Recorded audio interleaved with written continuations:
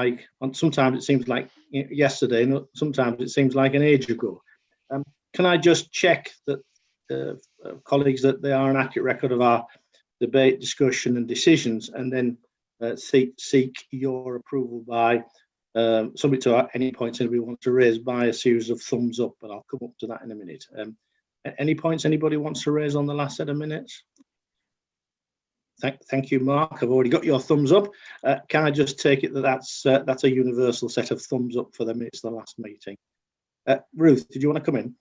Yes, I've just had a message to say that we're not live streaming for some reason. Nothing's showing on YouTube, so we're going to just have to stop the meeting for 5 minutes, if you don't mind, while we check.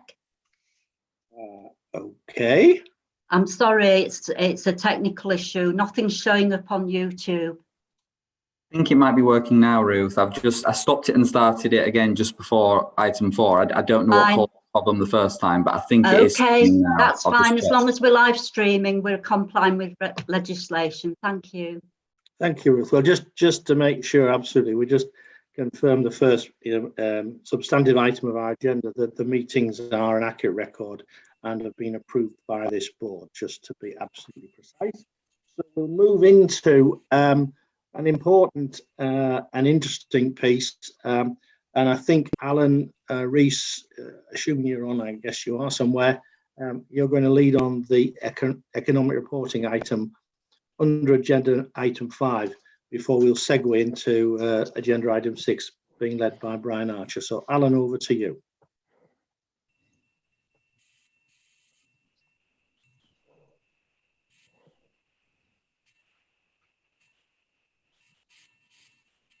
Is there no Alan on the call?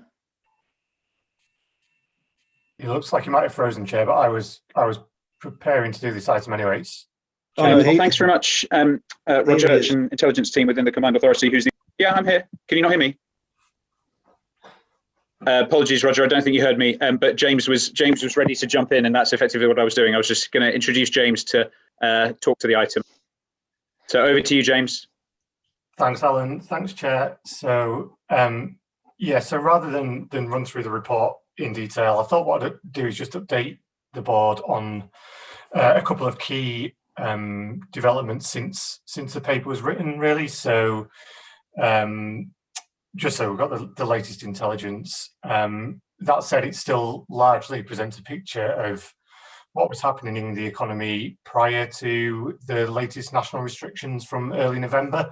So I think the impact of those should become clearer over the next couple of weeks. But at the moment, the latest data we have mainly tells us about the period immediately before then. But to start by looking back slightly further, we got UK GDP data last week, which covers up to the end of Q3, so to the end of September, and that showed a record increase in GDP in that quarter of over 15%, and that largely reflects the easing of restrictions that we saw across July and August as more retail and hospitality opened up.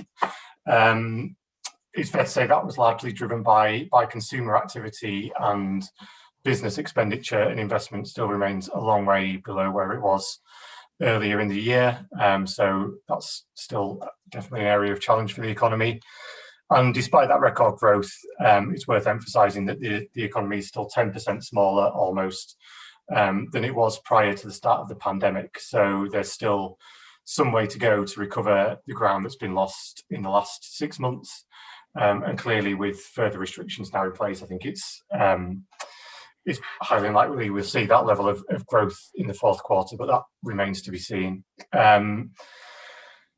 Looking a bit more recently, we more positively saw a slight fall in the number of people claiming out of work benefits in October. So it was a fall of just 0.5%, but that's still positive given the trends we've seen in recent months and 3 consecutive monthly increases.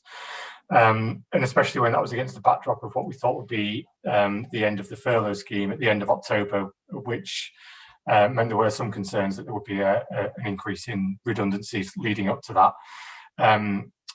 Positively, we didn't see that, and clearly the furlough scheme has now been extended for the coming months, so that will hopefully help to continue to mitigate increases in In unemployment, though again, it's worth stressing that there are still 50,000 more people claiming out of work benefits in West Yorkshire than there were back in March.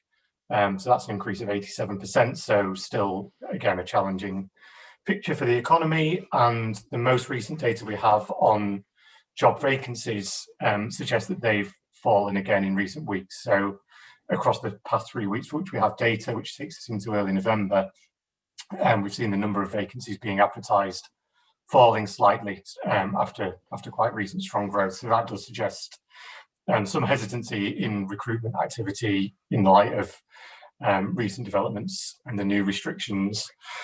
One probably last area to focus on is just around kind of business failures and business liquidations. So we've seen quite a big spike on this since the middle of September, but I think a fair amount of that is down to the fact that there were restrictions in place to kind of prevent the failing of businesses and liquidation of businesses at Companies House from April through to mid-September.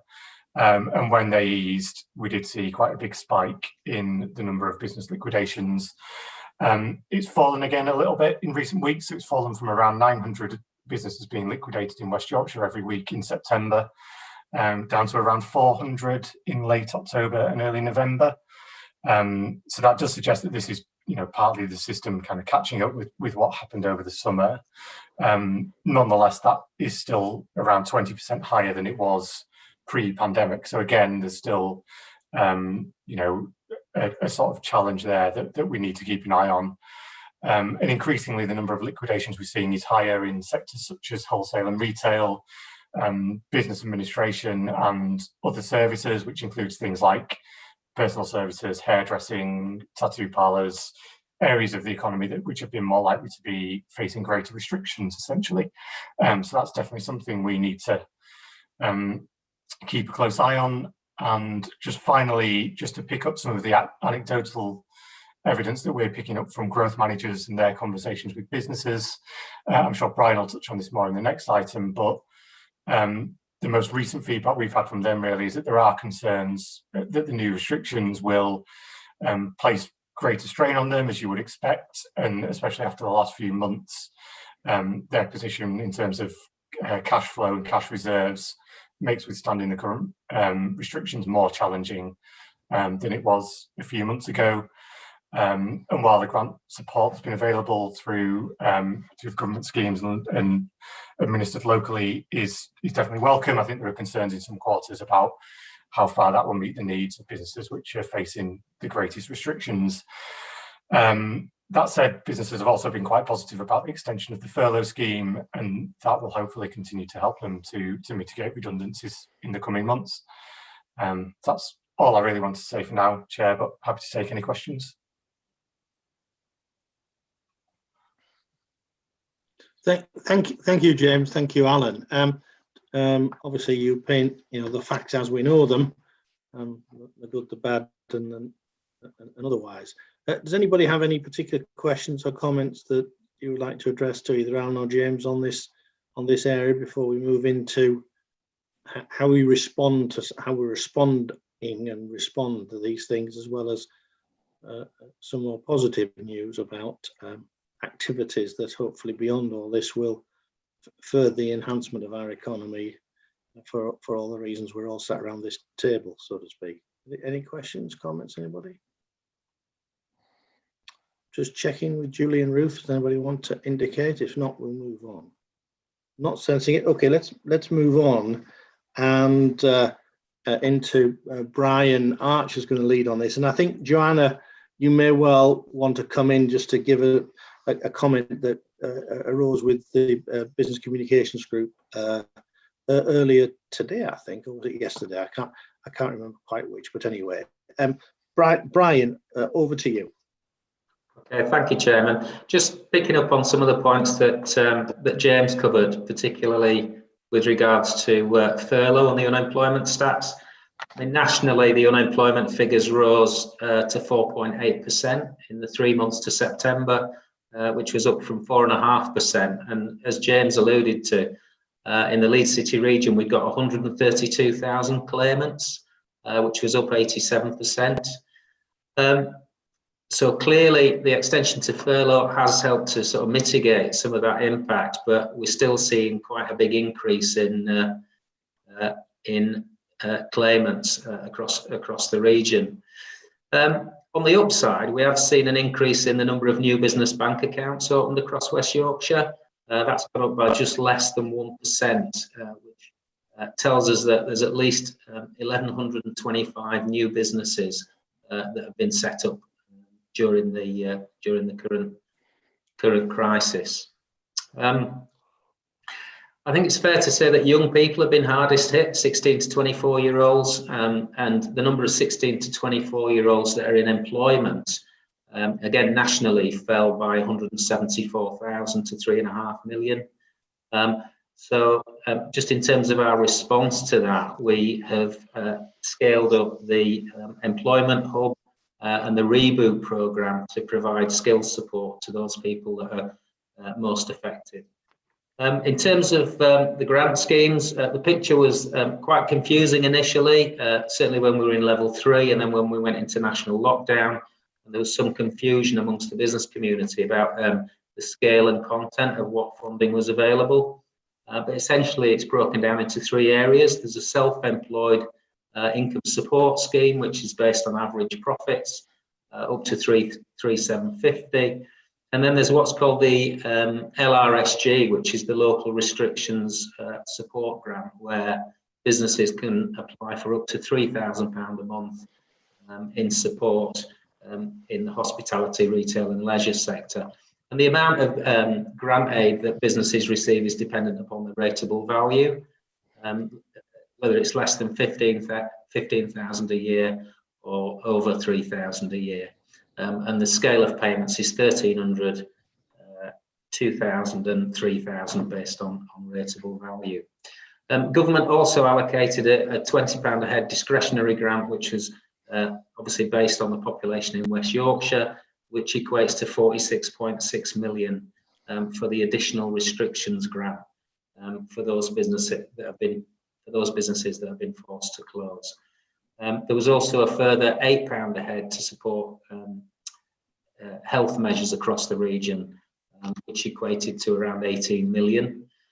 The teams, the business growth managers, and working very closely with local authority partners have seen over £500 million worth of grants now dispersed to 40,000 firms. We also managed to secure just under £2 million for the RDF funding for COVID recovery grants, and we've had over 3,600 applications as at the 5th of October. We continue to offer support for digital resilience, and we're offering cyber security support as well as our core business support programs like the business growth program. And we've also obviously launched the Digital Skills Partnership to start to drive the growth in digital skills across the region. I mentioned the bootcamp, the digital bootcamp, providing online courses to workers that are most affected through coming off furlough or through redundancy. We've also submitted a bid to secure some additional funding to scale that programme up, reboot the digital bootcamp and the employment hub. On the positive side, I should also add that the inward investment pipeline is looking really strong at the moment. We've got 7 inward investment enquiries, one in particular that's particularly strong at the moment, and we're evaluating a number of site options with that inward investor. The company looked at 17 locations across the UK, and they've narrowed it down to 2. Obviously, we're now in the final, if you like, and it's between us and one of the overseas location.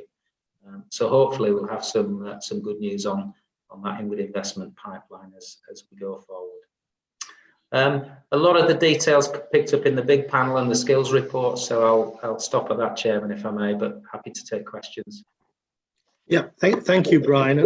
And before I invite others to comment on questions, I've got a couple from Shirley Congdon, one of which is, do we have any sense of the potential impact, apart from the obvious, of the withdrawal of the 1,000 per employee staying on the books support. And secondly, maybe it will cover it later off, is we made our bid, so to speak, and we'll hear with the spending review how successful otherwise we've been. But our question would be, so what can we do without any of this support? And maybe we'll pick that up a bit further on in the conversation. So perhaps you might want to just touch on the employment staying on the book support and any other points, and then I'll open it up for questions. So go ahead, Brian. Certainly feedback from the business-led bodies, from the FSB and the Chamber, is that the deferral of the £1,000 incentive for furloughed workers is having an immediate cash flow impact on businesses, and that seems to be the most significant challenge. Now, government have not said that it's cancelled, they've just deferred that £1,000 payment, and it will be reviewed again in January, but clearly cash is a challenge for businesses at the moment. Thank you, Brian. Anybody else want to raise any questions? Can you just check, Ruth and Julie, as to whether they've got any hands up or people wanting to raise anything? I think it's pretty self-evident from the paper. So I guess just checking, there isn't anybody. Are we content to endorse the recommendations in the paper, which is really to note the progress to date? A few thumbs up.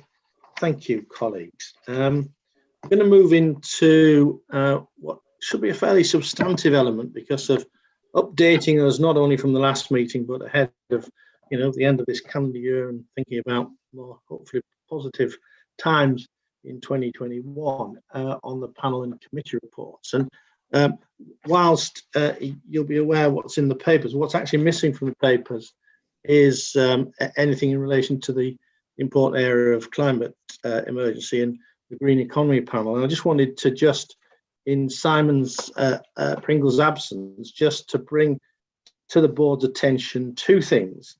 That last month, the Combined Authority and the City Region LEP were recipient of an award from the Municipal Journal for leadership in tackling the climate emergency. I understand we are the first CA/LEP to win such an award, and I just wanted to share that with the board and hopefully with you give our thanks to all of us, but in particular to Simon and the Green Economy Panel for the work they've been doing with our partners right across the city region.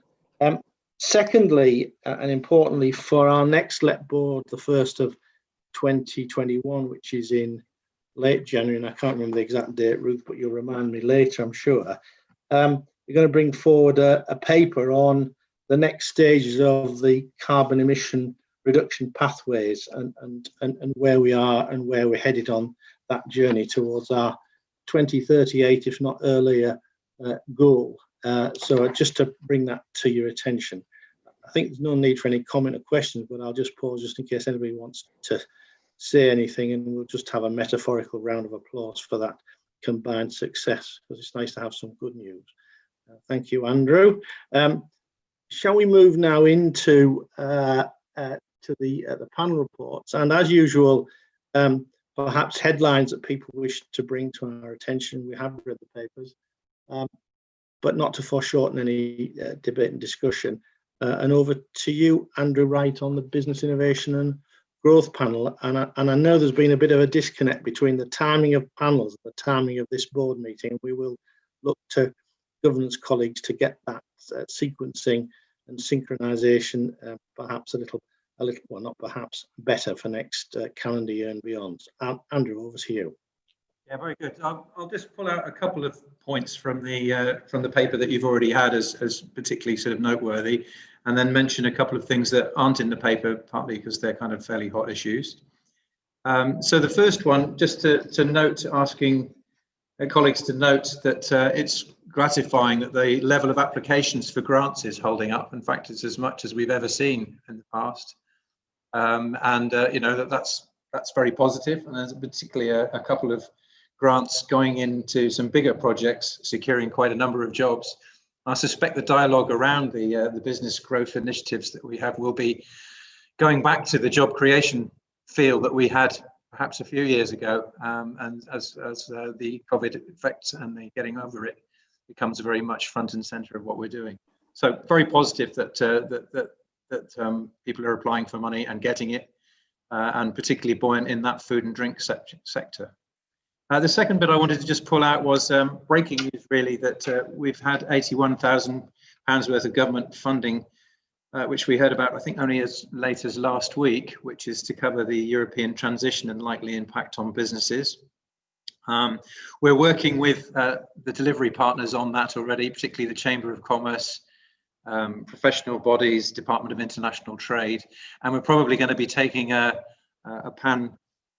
regional approach to that, certainly involving at least North Yorkshire, and putting together something which will be a package that businesses can apply for over this transition period. Can't say too much more about that today because we've got, as Roger was indicating, we've actually got our panel to discuss this next week, but that will be one of the key things that we talk about next week. So a couple of new things that aren't on the paperwork. We've worked through October with a private sector organisation called Be the Business, and particularly NatWest is one of the major partners in that, and it's a big push to support SMEs, and they have, as part of what they offer, a female entrepreneurship program, and we've partnered with them, and we shall be helping them to deliver what they need, working with our networks like our peer-to-peer network and our business membership bodies to get the word out. But it'll also be on our website, and we have an SME newsletter that goes out to about 11,000 businesses that will be pushing that. So positive and a nice collaboration there. And then the last thing I thought I would mention is the MIT REAP program. I'm hopeful that everybody on the call is aware of what MIT REAP is and roughly where it is. If you're not, then please do get in touch with me. We're hoping that people feel well briefed on that, but if that shouldn't be the case, then do let me know. The big development in that sector over the last 2-3 weeks is that the BUILD program has been launched. I encourage you to go and have a look at the BUILD website if you haven't seen it already. And I want to thank particularly a couple of members of this panel who have given their personal time to act as mentors to some of the new pre-startup businesses, and very appreciated that people are contributing in that personal way. And I'm really hopeful that also will make it come very much alive for this panel as members around the virtual table get actually personally involved in helping real businesses. Okay, Roger, that's it. Thank you, Andrew, and thank you for highlighting a number of points. And the REAP one is not something we should forget too easily, and hopefully we might get some benefits for some central funding towards it. But I guess we'll all wait and see, together with all the other things we'd like funding for. So, any questions or comments from colleagues before I go to the recommendation? I've got a hand up with Mark Roberts. Is there anybody else? Just whilst we look around. Mark, would you like to start first?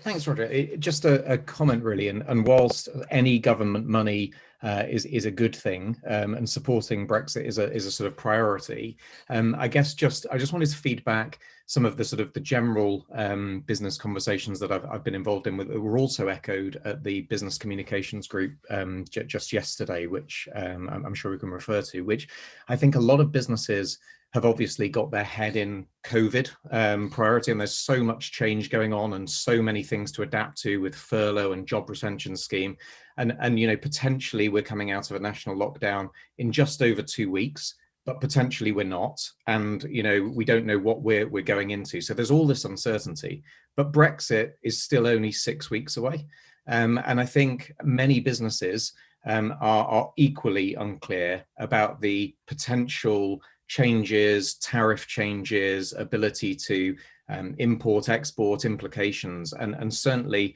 the chambers were sort of saying that the complexity of the questions was starting to increase.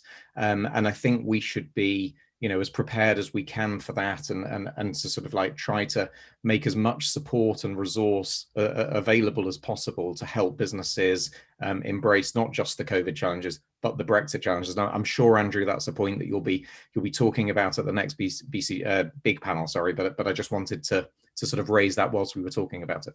Yeah, I think it's good, and hopefully, I mean, the draft idea is that we set up a regional support service, which is, you know, specifically for this, to address the fact that it clearly is going to go up the agenda massively now, and also very much to your point about COVID being front of mind for everybody. I think that the Brexit thing will be quite shocking actually to a number of businesses in the next month or so, as there's, you know, we've all been kind of putting our head in the sand because we don't know really what's going to happen.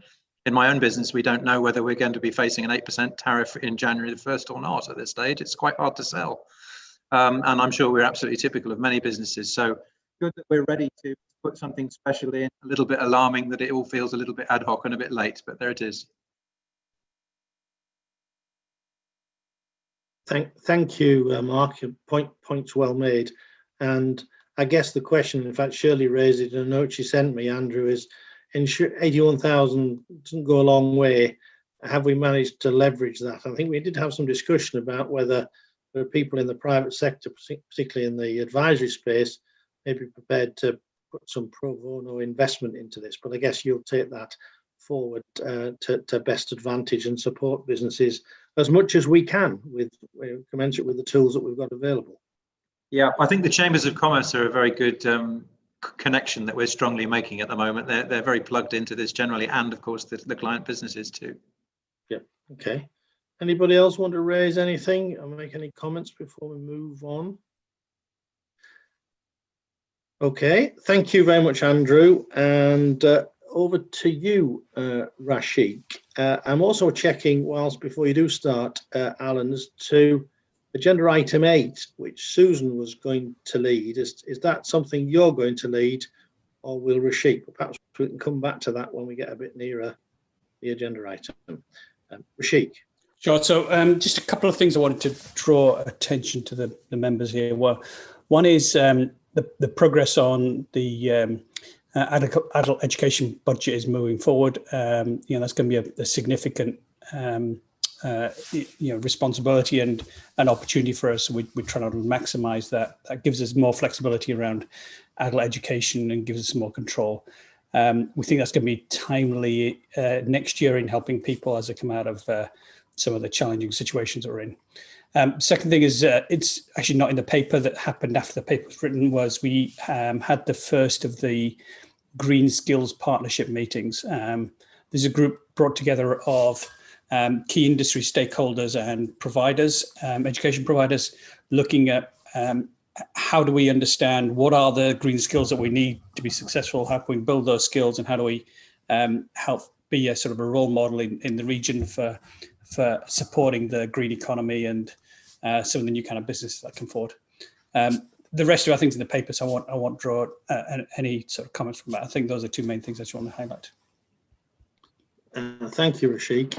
Again, before we get to the recommendations in paragraph 8, are there any comments or questions anybody wishes to raise on what Rashik has said and also what's contained in that paper? And just by magic, welcome Peter Mucklow, our senior Whitehall sponsor. We just talked about employment skills, which I guess will be quite important to you in your day role, but welcome, Peter. Anybody want to raise any points or otherwise? Peter, did you want to, or were you just wanting to say hello? So I just wanted to say hello at the moment.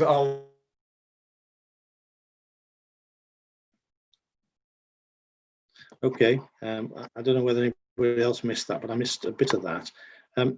Okay, shall we move on then? Can we just get a nod or a thumbs up that you're happy to agree to the recommendations? Got some thumbs up, that's great.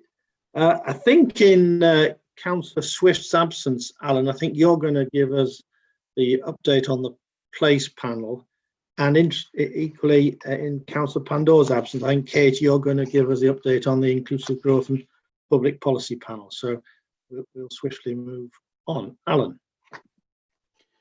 Thank you, Chair.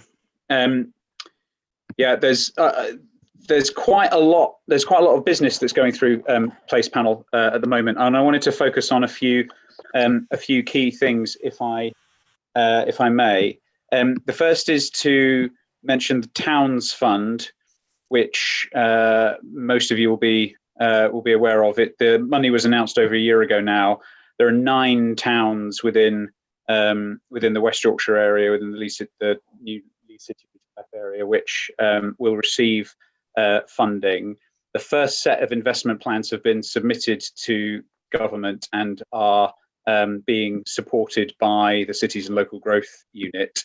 The LEP is represented on all of the boards to provide some overview across the region and to support the development of each area's town investment plan. So, for example, supporting with the evidence base for colleagues to draw from and links to regional policies and strategies around transport, housing, climate, digital, etc. And places are also making use of the city region infrastructure map, which the LEP developed, which enables districts to use information on current and planned infrastructure to help shape proposals. The second thing is that we have the results of a housing affordability and need study to inform our housing strategy going forward. This is a study that uses house price to income and earnings ratio, and it shows that technically many places across the city region are classed as affordable due to lower house prices. However, even though they are technically classed as affordable, because there are quite a lot of places that are not well served by transport networks, that means that people who live there are limited in where they can afford to live and access jobs. That means that, as we are all aware, there are some parts of the region which are left behind and are disconnected from places of work and learning institutions. And so we are heading, as some of you will be aware, into developing our long-term connectivity strategy for improving links on all transport modes across the region, and it's being strongly informed by this work. The next piece is also on housing, which is as part of the devolution deal for the region receives a share of a £400 million brownfield housing fund and receives £67 million through that. So we are working with partners in the 5 councils to bring forward proposals to enable that to be spent. It's quite challenging, and it's to support the delivery of 4,500 homes over the period. The final, not quite final point, but the next point I will raise is to do with flooding, and clearly the LEP has played a major role in previous years in the development of improving flood resilience across the region. Building on the previous success from the funded programs from the growth deal, there's the development now working with the Environment Agency and with the Environment, Food and Rural Affairs. 6-year program for post 2021.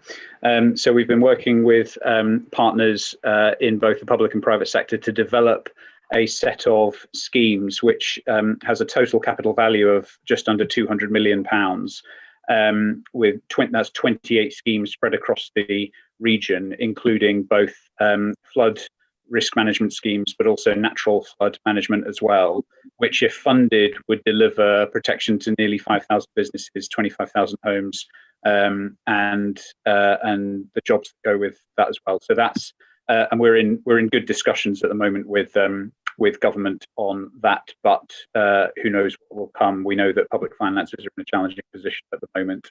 And then the final point was just to mention that the government has issued some consultations on the future of planning recently, and we've been working with council partners to respond to that. There are some quite far-reaching changes to the planning system that are proposed, which and it's difficult to see in some cases how local democracy would be effectively retained in some of those proposals. There are significant changes to the way that the public would be engaged, and so we are working with MHCLG to shape those proposals going forward. I'll stop there, and I'm happy to answer any questions as best I can. Thank you, Chair. Thank you, Alan. Just a point of clarification, and perhaps one where you could just remind colleagues as to where those towns boards are. Did you say there were 9 towns boards? Because the reference is to 8 in West Yorkshire, so I'm presuming if there is a 9th, it's beyond, it's within the city region, but beyond West Yorkshire. And then secondly, it might be just useful, just for information, just to share with colleagues those areas covered, just so that they're cited on it in terms of any local geography matters or otherwise that would be of interest to them. So could you please address those two? I do apologise, Chair. For some reason, I had 9 in my head. So it's Keighley and Shipley in Bradford. In Calderdale, it's Todmorden and Brighouse. In Kirklees, it's Dewsbury. In Leeds, it's Morley. And in Wakefield, it's Castleford and Wakefield itself. Okay, thank you. Any questions or comments from people? I've had a show of hands from Councillor Waller and also from Councillor Scullion, but I'm going to, if you don't mind, Councillor Waller, I'm going to be a bit old-fashioned and let ladies first. I can't actually formulate a proper response to that. Very gentlemanly, Chair. I actually wanted to declare an interest at this point because I am a member of the Yorkshire and Humberside Regional Flooding and Coastal Committee. So matters to do with flooding and other items to do with the funding of flooding defences. Clearly, I do have an interest in through that body. Thank you, Jane. Councillor Waller. Thank you. I'm no longer a member of that august body, but I'm sure that Jane's doing a sterling job there. No, it was really to, with the overlap, it was reassuring that at the meeting I'd asked about the sharing of best practice for natural flood defence work, that across the region that was seen as a holistic approach, and I think it demonstrates the benefit of connectivity between our 2 LEP regions, that's important. And I think it's also worth bearing in mind, it's not just the flooding of the buildings, but the road network and everything else that impacts on economy and on decisions relating to investment. So I think as a piece, it's important that we all work together on this, and it's reassuring the response that I got at the meeting that it was happening. Thank you, Andrew. Anybody else wish to raise anything before I seek approval of the recommendations? Are we happy to note the work of this place panel? Thank you. Before we move on, Kate, you remind me, Andrew, thank you. I should have said at the outset, I'd like this board to note, and I will formally send our congratulations to Helen Simpson of the York and North Yorkshire LEP, who will be assuming the chair role when David Kerfoot steps down next year. So I just wanted to just note that, and Andrew, I should have thought about it up front, but it just slipped my mind. But then, of course, if we'd had a much bigger LEP, I wouldn't have lost my. Anyway, that's another matter, Andrew. No, So, but I was on the interview panel and very impressed with the new good. chair. Well, I'm sure. I look forward to working with her both regionally, as in within Yorkshire, and more broadly across the north. So, turning to you, Kate. I'm just checking Kate's there. Hello, Roger. Yes, I am. So, thank you for stepping in, Kate. Would you like to just give us a few headlines, and then to the important work of this panel, and then we will take some questions or comments or otherwise. Of course, yes. Just reflecting, I suppose, on what Councillor Waller was just saying about holistic approaches. I think that's a very healthy segue into the work that we've been trying to progress at the Inclusive Growth Panel. Clearly, the work that we're all, excuse me, that the panel is most concerned with is very common across West Yorkshire. It's work that's really trying to build on the focus around addressing inequality, inequity, and doing what we can to support a level playing field for everybody wherever they've started out in terms of their own journeys. And when we've been looking at that holistically or across the piece, it was really focusing on ensuring that the third sector, which is the element of the community sector, which has formulated itself into being operational organisation, so that the third sector is obviously crucial to driving that inclusive economic recovery, because they are the boots on the ground, if you like, to do the work. And I'm really thrilled to say that the panel has moved that a task and finish group should be allocated to report back to the December meeting with real proposals around how this ambition might be delivered. And actually that task and finish group has met a couple of times and is in the process of a consultation piece this week with representatives from across West Yorkshire in all of the parts of the city region, I'm pleased to say, so that we have that holistic and joined up approach towards action and a real activity. So I think that's the main piece of our panel's work, but also very importantly was a proposal to progress a good work standard to help ensure that everyone in the region has access to high quality, secure and well paid employment. Obviously that goes alongside the celebration this month around a living wage, which I'm sure you'll all be aware of. And the December meeting will also be considering options of adopting or adapting established models in that area around good work and what good work looks like in West Yorkshire. The panel was a busy one, and we had a chance to get some training from an expert in unconscious bias training, and I'm sure Councillor Pandor would agree with me that we all felt this was something that was potentially of value to other panels, committees and boards, and perhaps to ourselves as the board of the LEP, to think about working on integrating. I know we're always short of time, but integrating some raising of awareness around unconscious bias for us all. That initial session took place, and we've got some follow-up happening for the IG panel in December. And then finally, we're really looking to devise a framework for inclusive growth, which we're really wanting to focus around the ambition of that inclusive economy, that economic recovery that has fed so heavily into the Economic Recovery Board, so that it isn't just the warm words that Roger has referred to before, Chair, but also some kind of framework for action, so that the disparities that we currently experience in terms of economic and social advantage are not just reduced but eliminated.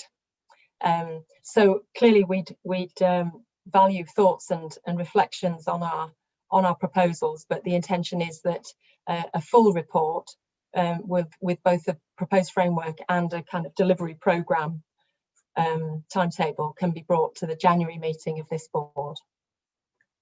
Happy to take any questions or. Excellent, Kate. I'm glad you said that, because I think we should have a substantive item on this and sufficient time to have some debate and discussion, because as we've said many times before, the economic success is only the beginning of the real success, which is the as I've said roaringly, the abolition of deprivation and poverty on a progressive and quick pace. I'm also reminded of the work we started as part of MIT REAP, and I know colleagues in Leeds City Council, about the notion of a social progress index and how we might genuinely chart positive movements in our inclusive growth dial. But perhaps we'll hold that for a fuller discussion in January, as you mentioned, Kate. Any comments or observations or questions from any of the rest of the board to what Kate has said in the paper? Other than, I hope, unanimous support. Helen, did you want to come in? Helen Featherstone. Yeah, I just want to say I'd really welcome the point that Kate made about unconscious bias training, for ourselves. But I personally would be really interested in rolling that out at the Sculpture Park, and I know lots of other businesses who are interested in that work as well at the moment. So it'd be great to hear a bit more of that outside of this meeting, and also if we could benefit from the training, that'd be great too. Yeah, I think you're absolutely right, Helen. I think it's one of those things that we probably need to do kind of regularly to remind ourselves, because the clue's in the title. It's the unconscious bias rather than the conscious knowledge that you're doing it unconsciously. So anyway, so yeah, I think we should perhaps pick that one up as well. We'd welcome it if chairs of other panels were keen on us organising that. We'd be really happy to try and get that fixed and fit in with timetables for other panels, if that's useful. Well, maybe we could offer it more broadly to members of this board that either wish to do it for the first time, or in some cases wish to be refreshed until it's conscious what's become subconscious, having had the training some years ago, and maybe it's in different theatres or different contexts. So any other comments from anybody before I seek your approval of? Oh, sorry, Mandy, please come in. Thank you, Roger. Really like that work, Kate, and I really like the good work standards. Will it be something that we look at as a charter for businesses to sign up to, or a kite mark or something similar, so that we can create a benchmark within the region for businesses that are actually endeavouring to be good employers? Absolutely. I think what I mean, it would be great to hear your thoughts, actually, Mandy, and others on the value of such a charter or kite mark. In the past, we've severally on the panel, we've experienced a number of variations of charters and kite marks that have been great sort of certificates that sat on the wall but didn't actually do a lot, and so I suppose we're very minded to make this something which is very, very applicable, easily applicable, but also something, a point of real pride for West Yorkshire, that we're really valuing the standard, the quality of work, and the way, and a proper reward for it. That sounds great. I'd love to talk to you about it offline. That'd be great. Thanks. Thank you, Mandy, and thank you, Kate, for that. I just want to check, because I know Peter Muckler's been having problems with connectivity. I just wanted to check that he can hear us okay at the moment. Did somebody want to come in and make a comment, by the way? Rashik, Chair.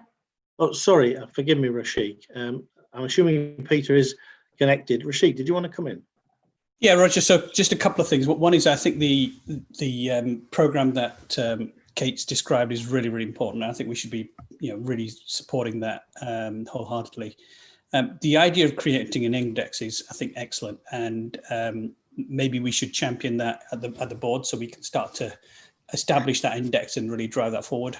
And if there's anything from a skills panel perspective that we can pick up and learn and use. So from a kind of unconscious bias, is there something that we should package up through the skills panel and share more widely? I'm happy to pick that up separately, Kate. Thank you. Thank you for that intervention. There's a lot of thumbs up. Yes, I'm one for setting ourselves, there may be stretching goals, but they're very clear, and be judged by how we move the dial on, rather than how we improve the quality of the ambition narrative, shall I put it like that? I hope that's meant in a polite way rather than in any other way. So I think we'll move on to agenda item 7E now, Melanie, the LEP Capital Programme update as a result of the last investment committee. And I know a number of colleagues, as I dropped you a note, are keen to understand how this will play out, particularly with the Local Growth Fund only months away from its conclusion, March 21, and obviously the Getting Building Fund on specific projects for March 22, and the extent to which, whilst we all understand we're over-programmed, what we want to understand is how we avoid being underspent come those dates. And I say, I'm not trying to be difficult, but I think colleagues are keen to understand what our contingency plans are and how we can help support that. So perhaps over to you. Yep, thank you, Chair. So just in terms of where we are on our spend this year, the capital programmes as a whole, the table that you've got here is forecasting, well, it's telling actual expenditure up to the end of Q1. We are finalising the returns now for Q2, and you will have seen the data capture sheet for BEARS for Growth Deal, which is is taking us up to the end of Q2 in terms of that spend. So cumulative spend at the moment is 28 million against a forecast of 30 million. But what I can say is that the programme continues to perform well. We are in the final year, and at the moment our forecast on the economic regeneration schemes is about 1.5–2 million over programmed. So we are still forecasting to overspend. In terms of the transport element, this is a contribution from Growth Deal to a longer programme that runs over a 10-year period. And that programme, again, is over-programmed.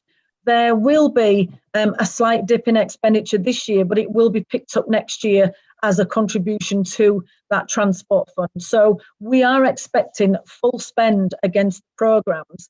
And indeed, on the economic development, we're actually forecasting a slight overspend. It's probably worth bearing in mind that that government did a review in the summer on Growth Deal, and they withheld some of our funding subject to a successful review. We've obviously had that review. All the funding has been paid, and we are forecasting full spend on the economic regeneration scheme. So I think that puts us in a very positive position.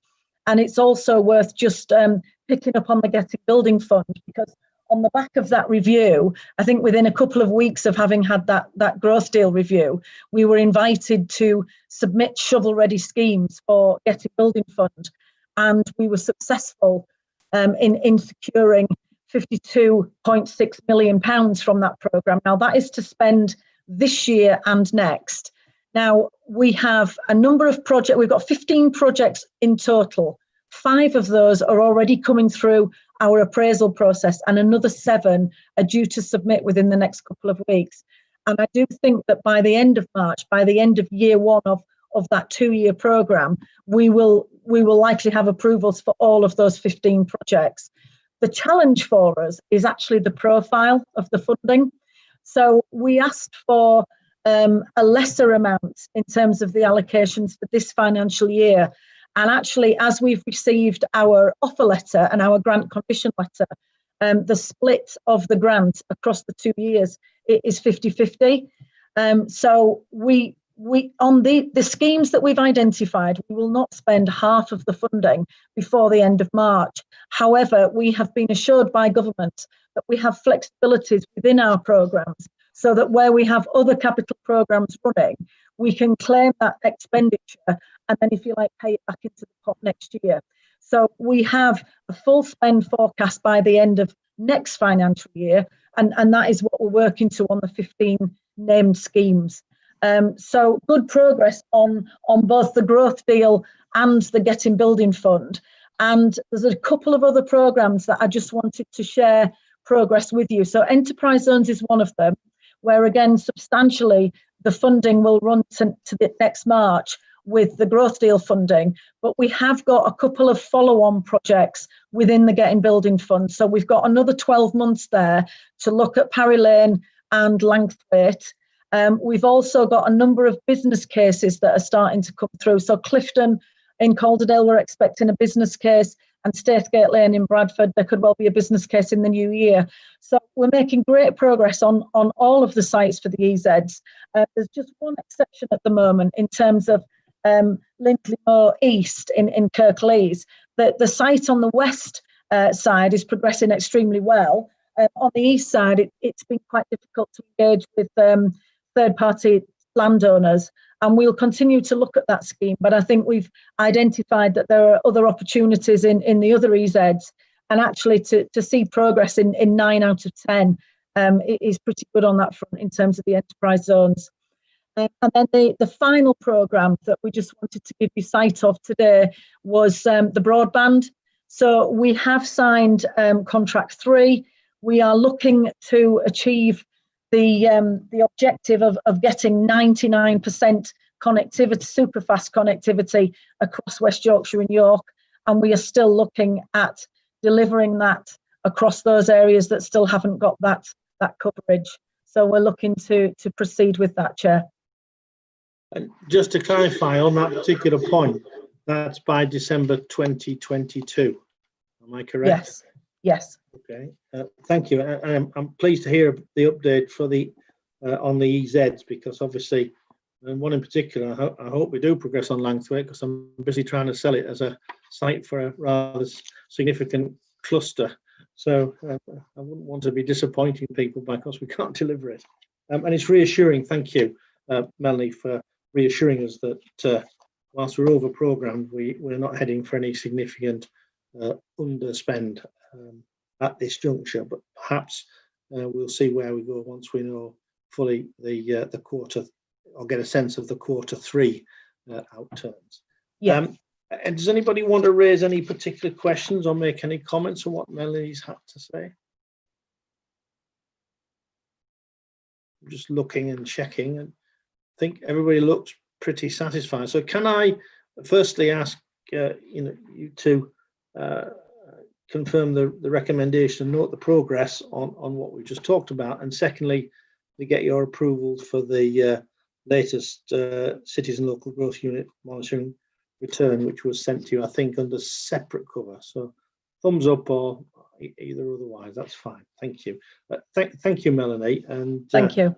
All power to your elbow. We're going to now move on to agenda item 8. I should say that Councillor Baker's left us, as apparently was notified, but I think so long as two or all of Councillor Scullion, Waller and McBride stay on the call, we remain from a public sector perspective court. Am I right, Ruth?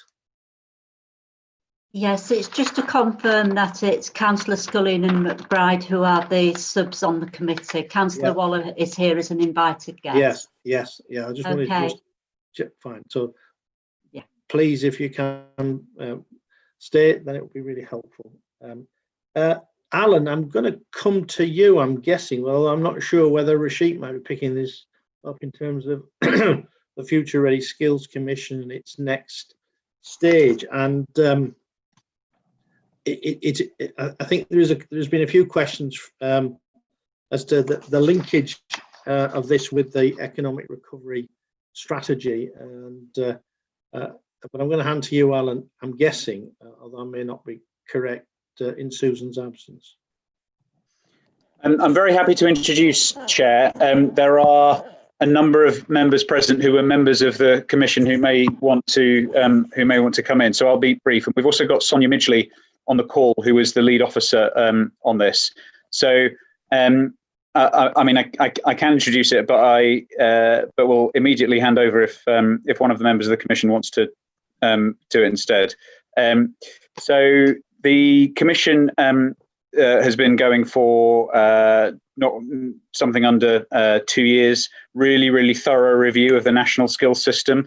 And the idea was that this wasn't just looking at what changes were necessary within our region. It was making national recommendations about the skills system overall, with a view to exploring how devolution could strengthen the skills system locally. And it's made a number of recommendations which we have started discussions with government, which Peter will be aware of. There is. I'm not going to read out the recommendations, but I'll mention that there are two things that I think need to happen next with this work. The first is shaping the. Trying to shape future skills policy. So we are starting conversations with government about that, and have received some interest. And the second is thinking about what it means for us locally. So what are the changes that we could make to the way that the skills system operates locally without national change?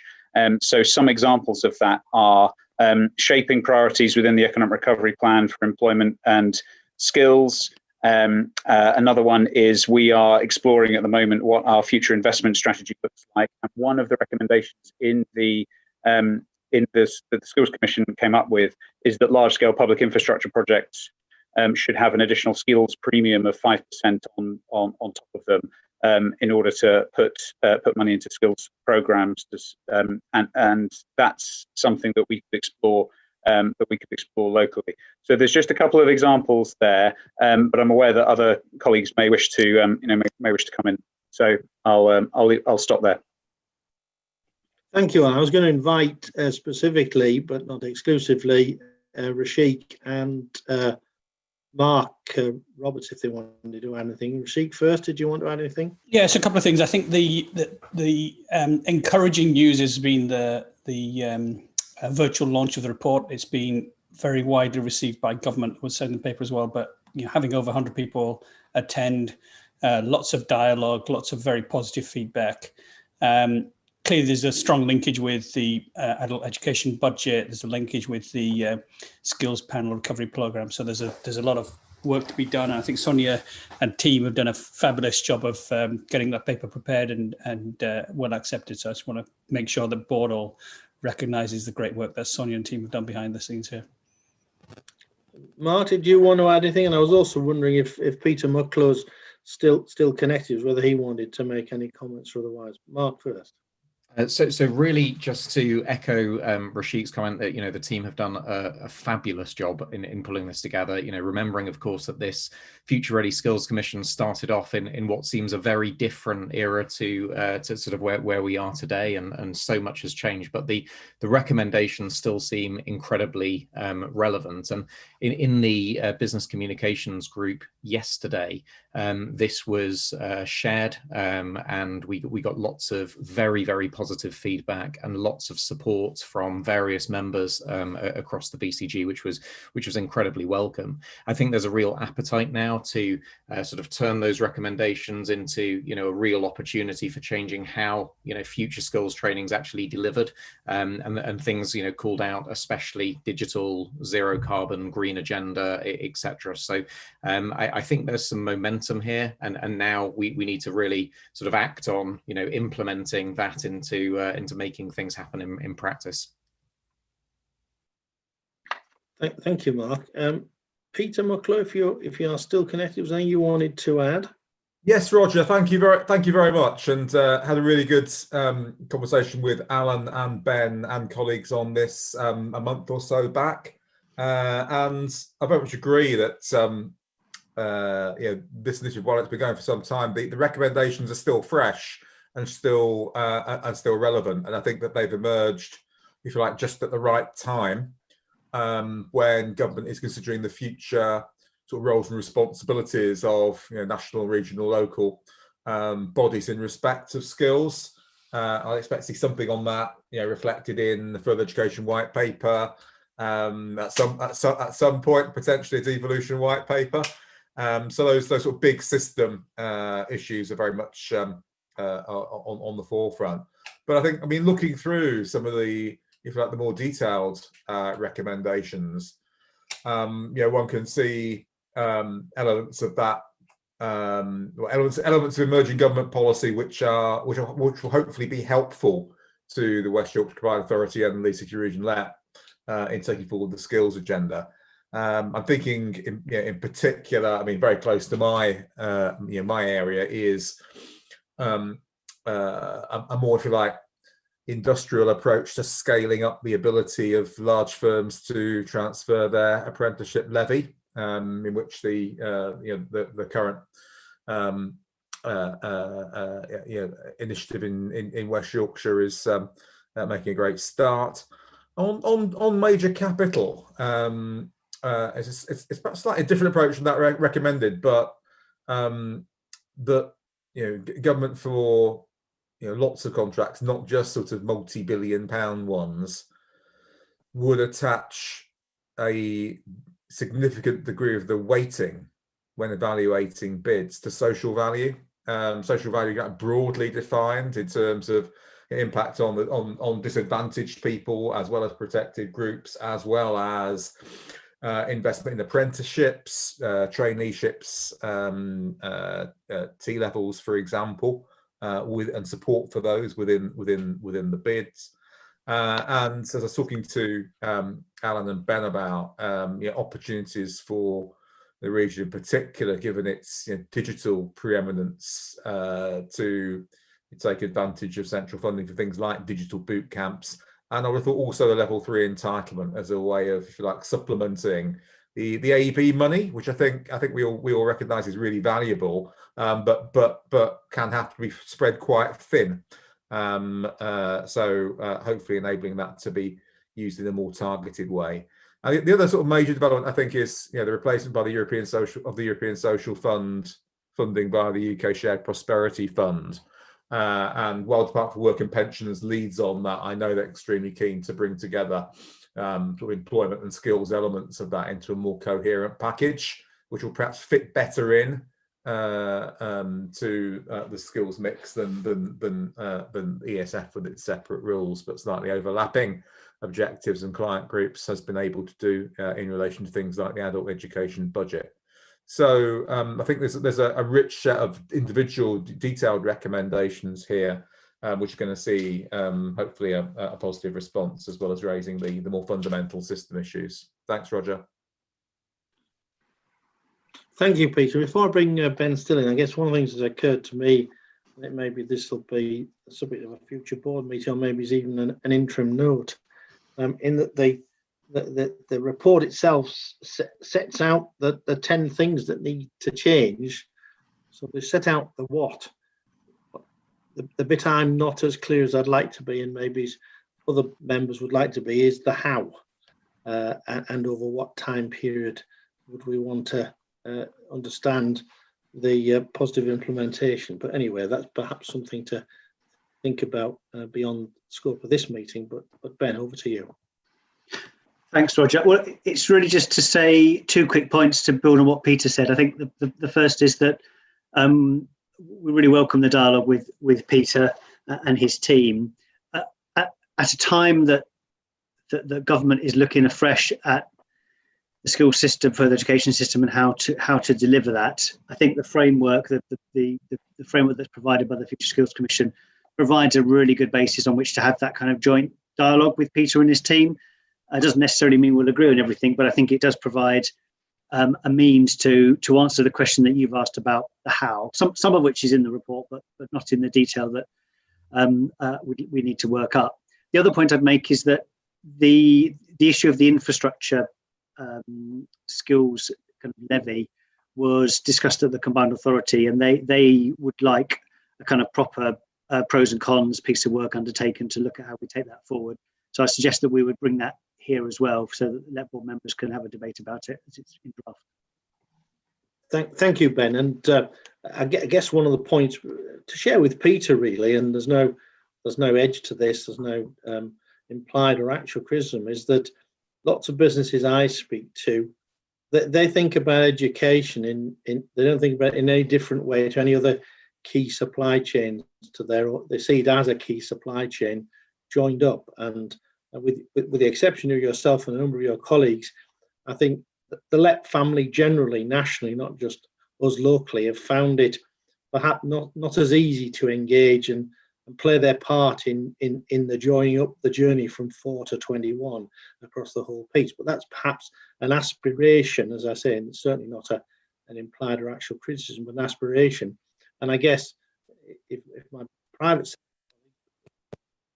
my public sector colleagues on this board call are in agreement, just to share with you our desire to be as a group as involved as you would get the benefit from for obviously young people and their futures, and those who perhaps at the other end of the age range but retraining for the opportunities that lay ahead. So I'll just pause there before I go to the recommendations, see if anybody else wanted to come in, or indeed Pete, if you wanted to respond. There's no need, of course.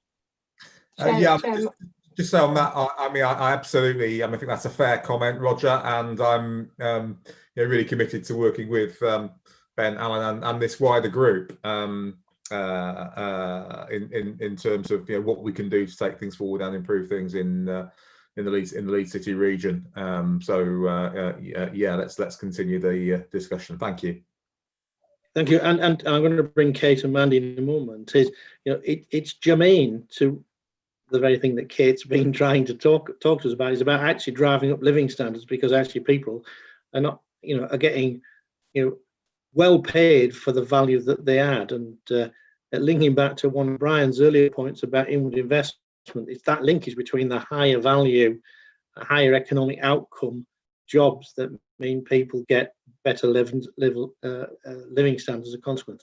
I'm going to go to Kate first, and then to Mandy, and then just check if anybody else wants to go in. Kate.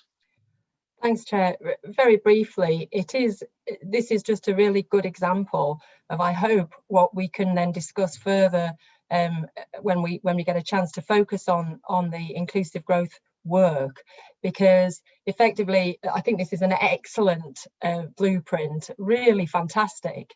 But I think we've also got to consider the people who are not quite ready for what it has to offer, and actually it's creating the cohort, particularly amongst, as Peter mentioned, some of the most disadvantaged communities who are not able to access what this has to offer, because they themselves have to go on a journey, and that journey needs to be steered and guided by people they trust.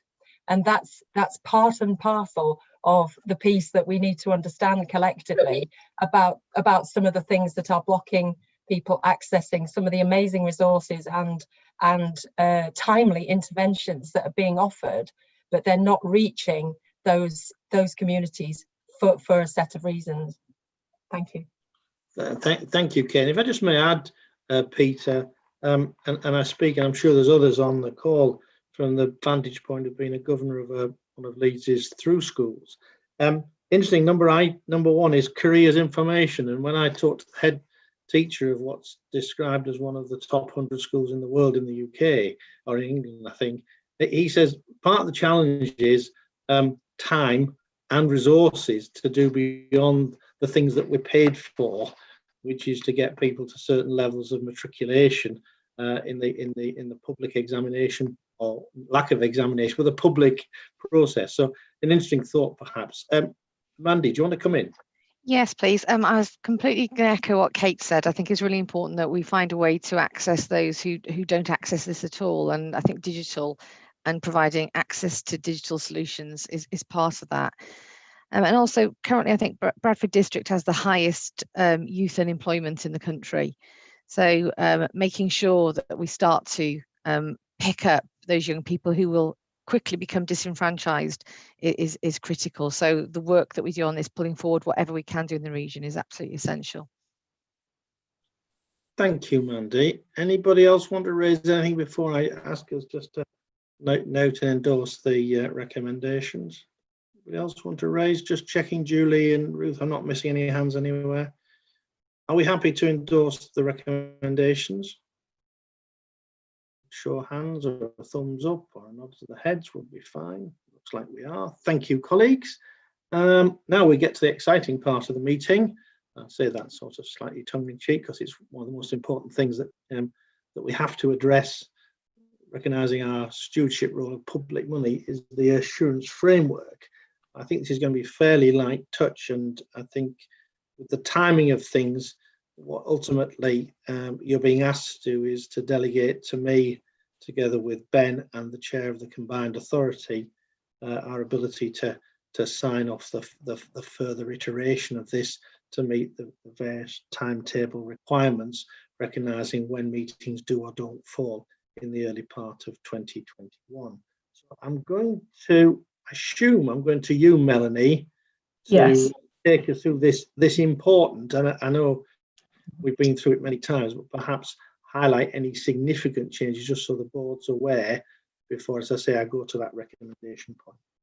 Yes, thank you, Chair. And it is very important, but apologies from me that this was the longest item in your agenda pack, because we did attach the full version of the framework.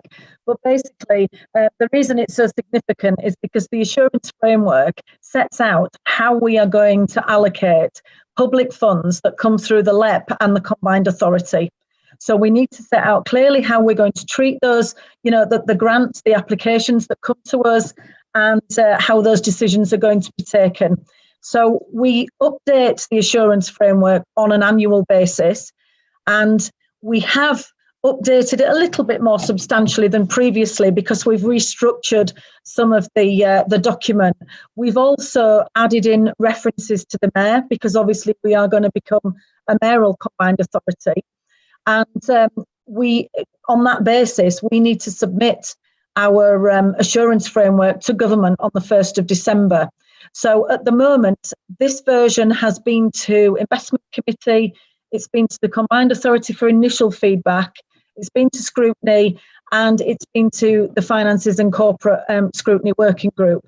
So we are asking if LEP board members have any comments to make on the assurance framework.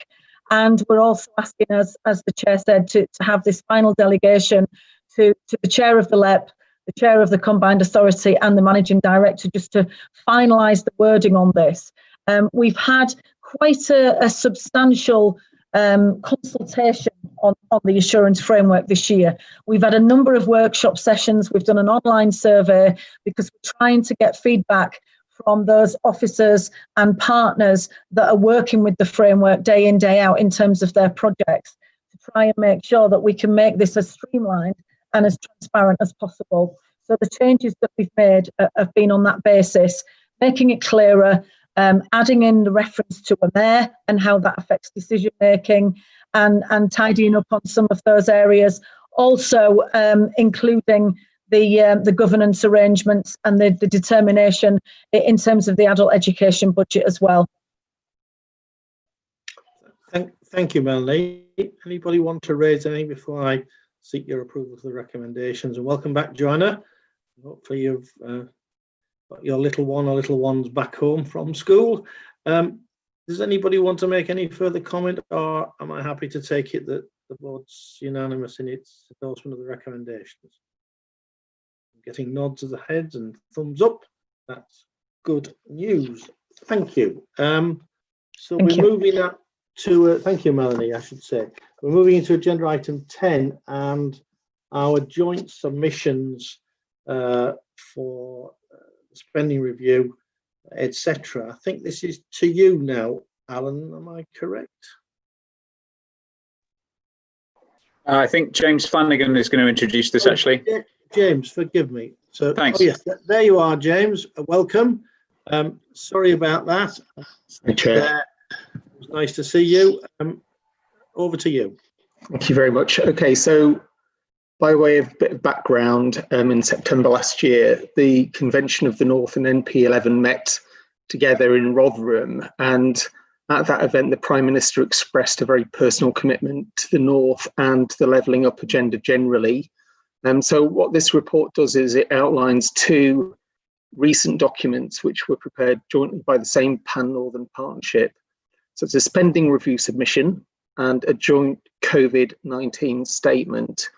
So taking the spending review document first, that's shown in all its detail in Appendix 1, and it consists of three key components: what the North offers, so its prime capabilities, such as advanced manufacturing and health innovation, what the North will do, such as leading a fair and inclusive economic recovery, and what the North needs from government. So that's really deeper and wider devolution in relation to a series of asks which are shown at 2.5 of the report. So these cover things like clean growth, education, skills and work, trade and investment, digital, housing. So the sort of themes that we're very much familiar with grappling with at the regional level. And in that way, they are asks which are considered to align extremely well with this region's own spending review submission, which is itself summarised in terms of the financial asks at 2.7 of the report. So moving on to the second part of the Pan-Northern collaboration and submission, there is a COVID statement which is shown at Appendix 2, and that calls for an urgent dialogue between Northern partners and government on a collaborative plan of action. And clearly there's been a lot of activity and progress in terms of policy and activity nationally on that, and I'm sure that that conversation can be had within this forum. So really, the LEP board is therefore asked to note the submissions made recently to government, but really to discuss opportunities to progress the various Pan-Northern asks as set out, including things like financial support, in addition to that which is already available.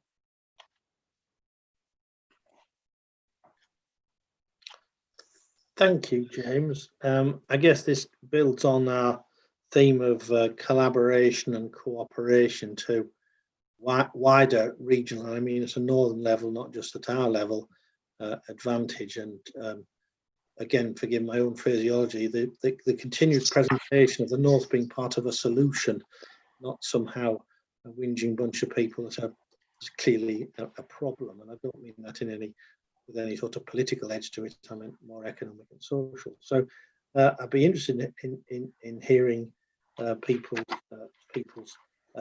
comments on this. I should just share with you that from the vantage point of my chair, the NP11, in the early summer, we suggested that as regions like ours and others were busy looking bottom up in terms of their geographies as to what would recovery look like and what might be needed, both the offer and the asks, that perhaps we should commission some work to look top down and have something together with our colleagues in the convention that says overarching, so what at a northern level could we do where the whole is greater than the sum of the bottom up component parts. Anyway, that unfortunately didn't attract support at that juncture, pending the much vaunted appearance of a northern growth body, which one still believes is maybe somewhere in the depths of Whitehall being considered. I will share with you that we plan as NP11 to revisit both of these items to say, well, I think we've waited long enough. We're going to come forward with some of our own thoughts and ideas, but that's beyond the shores of this LEP board, but I felt it important to share with you and seek any comments you wish to make, supportive or otherwise. So I'll pause there. Did you want to come in at all, Alan and Ben, or shall we just open it up to other colleagues for any comments?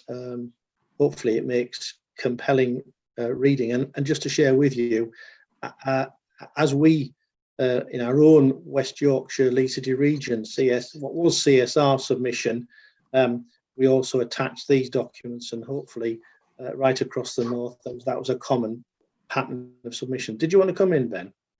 No further comments, Roger.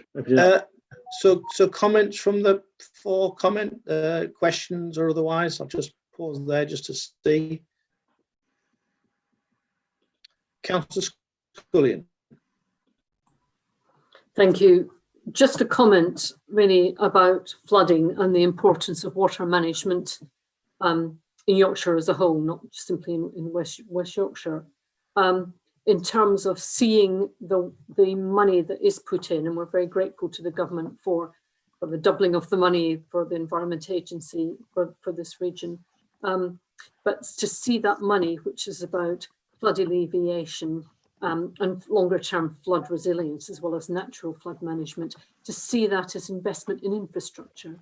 And this, in the same way as we would see it for transport connectivity. Actually, investment in flooding is not simply about emergencies and disaster, it's actually about increasing the productivity of the region because of the impact that flooding has on productivity and on our roads and on our railway lines, actually. And I think that's something to be further developed, really. I think we are beginning to be innovators in relation to flooding resilience work in terms of the future. And given the climate change predictions, I think what we're doing here in Yorkshire actually has got a read across to the plans in all the other regions in the area. Yeah.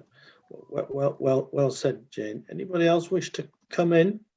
Any further comments? I'm just scanning the screens. I can't. Yeah, Kate Hainsworth. Yeah. I realise that probably I'm sounding a bit repetitive, but I do think that there is an opportunity to talk further about what it is that we do across the north with our communities that is special and different, and I think there is something that's missing to do with that. It does talk about, I know, the most disadvantaged and how COVID has particularly hit hard, but it doesn't really talk about the amazing response of communities and the fact that actually what we can do to build back better is by capitalising on that response and the positive contributions that are made by communities to making that response particular to the north. Yeah, you make a as always, Kate, you make a powerful point of actually understanding the things that we do extraordinarily well that we sometimes take for granted, even in such perilous circumstances as some communities are finding themselves. So yeah, I think one of the things that COVID has brought alive to me, I don't know about other colleagues, is that it's helped show the very best of our society and people within it. Unfortunately, in some respects, hopefully in a minority of cases, the converse. But anyway, anybody wish to comment further? Mark, did you want to come in? Thank you, Roger. Very supportive of the paper in general. I just wanted to pick up on a specific part, and that's around digital. And I think the role sort of digital plays, for the North as a sort of key sector of growth for the future, but also in this time of everyone working from home, just taking this meeting and the fact that so many people are going to have to, go off camera and struggle with audio issues, it really raises the need for decent fibre connectivity across the region, and also 5G in particular, which is referenced in the digital part of the paper. I'm just wondering whether that is a topic of increasing importance and worthy enough of having a specific discussion about on this board, with the various options that are coming through some of the different committees that I've been seeing, but actually try to bring it together to see if we could accelerate plans for sort of a better digital connectivity, because I think that's going to be a real foundation stone for recovery and beyond for the region. You make a good point, Mark, and particularly as we heard earlier that with the third round of broadband and all the rest of it, and expecting it all to be digitally connected as well as we need to be by December 2022, it would be a shame to get to December 2022 and find actually we aren't quite there, and we've still got work to do. So I think maybe there is an opportunity here, and perhaps Alan and other officers will take that away to consider for one of our next meetings in the early part of the new year. Just checking it. Did I see something on the chat from Joanna, or was that some on this item or something extra? Sorry, Roger, I actually put my hand up at item 6, but I wasn't seen, so I just wanted to summarise some of the points that were made from the BCG yesterday, but I've clicked return before I've actually finished, so I'll finish that. Okay, well, we'll perhaps come back to that in a moment. Let's just close this item out. Are we all content with and endorse the recommendations, subject to the points being raised by colleagues that maybe we need a fuller discussion about certain aspects of this? Thank you for your note as well, Rashik, about the European Digital City Index. Perhaps we can pick that up again. Okay, nods of the heads, waves of the hands, thumbs up. Whatever. Thank you. Joanna, did you, and forgive me, I didn't see that you had your hand up, and I did reference you in my own remarks, so absolute apologies, and I'm sorry for that. Do you want to just touch on that before we not so much canter through, but go through 11 and 12 before we perhaps get to the end of this meeting? Joanna. Yeah, just to raise some of the main issues really that were raised in the business communications group meeting. Cash flow, obviously businesses are suffering. It's an understatement to say that it's a difficult time at the moment, but cash flow is the main issue. And many of the comments were about the deferral of the job retention bonus. A lot of businesses had those amounts in their forecasts and budgets, and now they don't know whether they're happening or not, which is causing a number of issues. Also, the timing of communication is a real issue for businesses. They don't know what to do, when to do it. We're going into tier 3. What does that mean? Then we're going into national lockdown, and a lot of them are wasting a lot of resources and cash preparing for something that doesn't actually happen, and then there's changes. So the main request from businesses is as much notice and as much clarity as possible. you know, of what they've got to face. They welcomed all the support packages, and any support was really welcomed. But you know, if we could just give them more time, they're quite happy. Happy is probably not the right word, but they're happy to plan for whatever is going to happen. They just need as much time as possible so that they can prepare, and they're not wasting resources. The Brexit point that Mark mentioned earlier, I think the recent ad campaign from the government is making everybody's ears prick up and think, gosh, yes, we really do need to do something about it. They're trying to do something about it. They're trying to plan, but actually they've nowhere to go. The Chamber's resources are quite scarce at the moment, and the complexity of the questions that they're being asked, they're unable to answer the questions because there's so little information. So I think, you know, as Mark said earlier, anything that we could do when we do get some clarity to support businesses around that area in Brexit, because it is looming, that would really be welcomed. And anything really we could do to support any of the business organisations that support the businesses as well, if there's anything we could do to help clarify or support them, would be welcomed as well. Thank you, Joanna. Alan, did you want to make any comment, or Ben? No need, but I just wanted to check you didn't want to. No, I'm fine, thank you. No, I think Brian may want to come in. Brian. Yeah, just to endorse what Joanna said about cash flow and Brexit support. I mean, the level of resource that we've got at the moment is just over 80,000, which is, you know, just not enough to provide answers to the questions that businesses have got. And the main issues are around, you know, the legal and regulatory framework, intellectual property, supply chain, quite technical specialist areas where they need subject matter expertise. And at the moment, the answers just aren't out there. And I think, as we alluded to earlier, we're looking at working with some of the business-led bodies and the chambers of commerce, as well as other intermediaries, to try and get some pro bono support for businesses that are affected by the changes. But it absolutely is a real challenge, and the cash flow point is.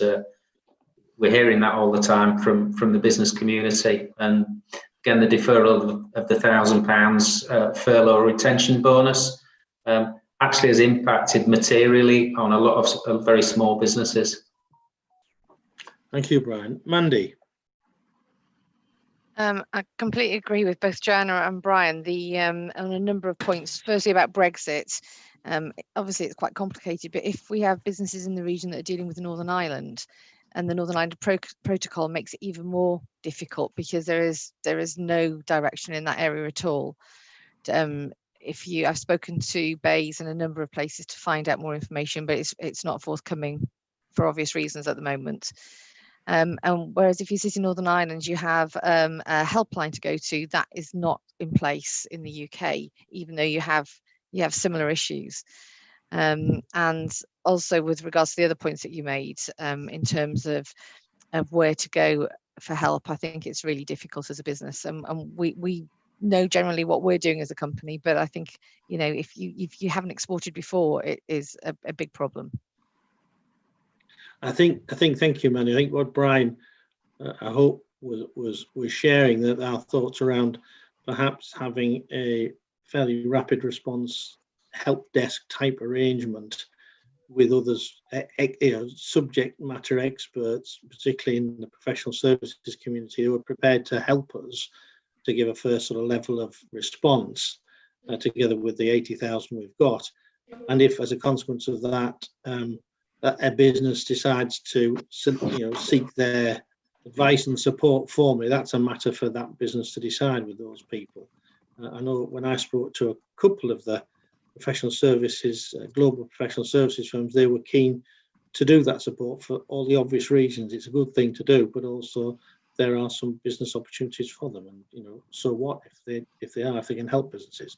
Perhaps we can just take that further offline Brian and make sure that we're ready to provide what we can with as little as most as we can bring to it. So are we happy with the recommendations and seek your support? Thank you for that. Welcome to Shirley Congdon, who just joined us, if I've detected correctly, and I have tried to cover off some of your points, Shirley, one of which I just realised I haven't in relation to the last agenda item is the important role that universities can play in our trade and inward investment ambitions, and indeed I'm very acute of that, very aware of that in terms of what I'm dealing with at the moment, which involves at least 2 institutions and may well involve more, were we to be successful as we are the preferred UK location, the other is over the water from us. So if we are successful, so great to have you with us, Shirley, and thank you for dropping me the note. We're going to move really to 2 important items, one of which is to make sure our governance is as up to date as it needs to be, and it's in relation to private sector membership of the various advisory panels, and to recommend these to the Combined Authority for approval. I'm going to ask Caroline if there's anything she wants to add, because hopefully the paper and the personalities and the raison d'etres and the timeframes are self-explanatory from the paper. But I'll just pause and invite Caroline to say anything further before getting hopefully your approval. Thank you, Chair. I'm taking your steer on this. The paper is crystal clear. I think in terms of the proposal, this isn't around new members, this is around seeking to extend the terms of office of some of our existing members, private sector members on the panels, and the details are there in Appendix 1. Thank you. So can I, from a show of hands or nods or thumbs up, just get your approval in the usual way for us to put this to the Combined Authority for ratification? Thank you, colleagues. And before I move to the final formal agenda item, just to make the point that we are very privileged to have such a wide body of support from both the private and public sector, not only to this board, but beyond. That's not mirrored everywhere. And I think it's incumbent on us, and perhaps we could just minute this board's gratitude to all of those people in the wider Leeds City Region LEP family for their continued involvement and support of the agenda, even in difficult times. I think it would be something we should for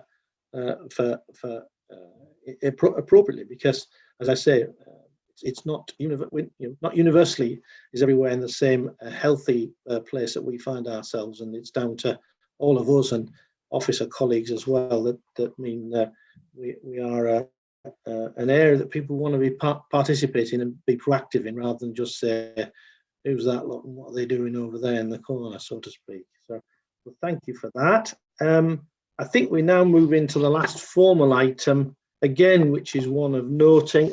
Angela Taylor may well want to make some headline comments on the corporate performance report. And I'll just pause and invite her so to do. Thank you, Chair. Yeah, hopefully a straightforward report, your usual report on corporate governance matters. So it gives you a snapshot of current year revenue budget, which not surprisingly is showing some strain in common with all other local authorities, public bodies. So we are obviously suffering from a loss of income and some increased costs. We are continuing to try and close that funding gap and seeking to take a revised position through the Combined Authority in December, with a budget position in February next year. And despite that, we are making some good achievements against our KPIs. They're set out in Appendix 2 of the report. So the delivery plan that was agreed at the beginning of the year, which has a number of KPIs set within it. We are generally showing green against most of those, so we are managing to make some headway against those priorities. Business planning and budget for next year.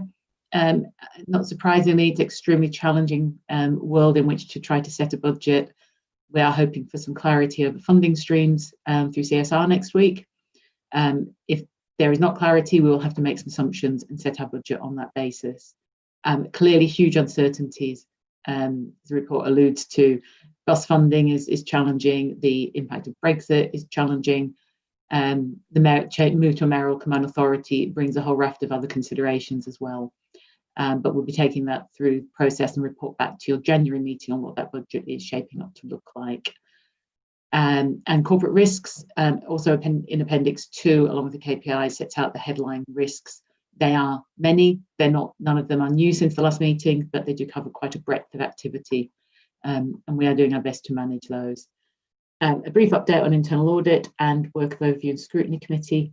And with that, happy to take any questions, Chair. Thank you. Thank you, Angela. I think on the risk and performance agenda, one of the things that we discussed at the combined authority was perhaps putting some little up, down, or horizontal arrows just to remind people what the direction of travel's been since the previous, just to make it easier to monitor progress. Councillor Waller. Thank you.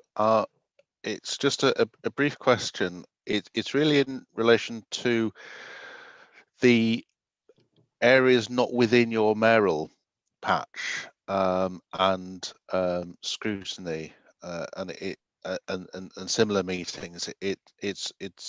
I've been personally very keen to ensure that there has been continuity of a relationship between the areas, but I think it would be helpful just to consider those meetings where actually there don't need to be people from York there, and others where we're very part of the overall approach. So I think it's just, we don't want to intrude on business that's very strictly within your mayoral area, but we do want to continue having a worthwhile engagement with you. It's just a point I wanted to flag up.